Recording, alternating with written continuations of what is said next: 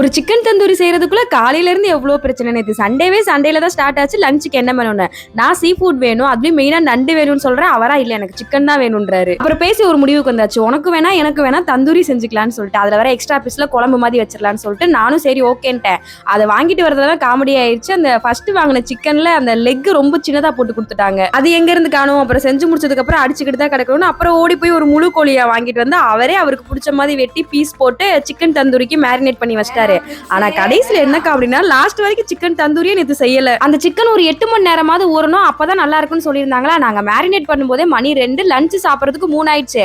இதுல ஈவினிங் இந்த தர்ஷினி இருக்காங்களா, அக்கா உங்களுக்கு ஒரு சர்ப்ரைஸ்னு பரோட்டாவும் சிக்கன் குருமாவும் எடுத்துட்டு வந்துட்டாங்க. எப்படித்தானோ தெரியல. இதுல ஸ்டார்டிங்ல எங்கால 2 பீஸ் தந்தூரி போட்டு டேஸ்ட் பண்ணி பார்த்துட்டாரு. ராஜி சூப்பரா இருக்குன்னு. கடைசி வரைக்கும் 8 மணி நேரமும் ஆகல. இந்த சிக்கன் தந்தூரி செய்யல. அன்பிளான்டா பரோட்டாவும் சிக்கன் குருமாவோட நேத்து சண்டே முடிஞ்சது. அப்போ இந்த சிக்கன் தந்தூரி என்னதான் ஆச்சு நாளைக்கு மினி விளாக்ல ஷேர் பண்றேன். பாய்.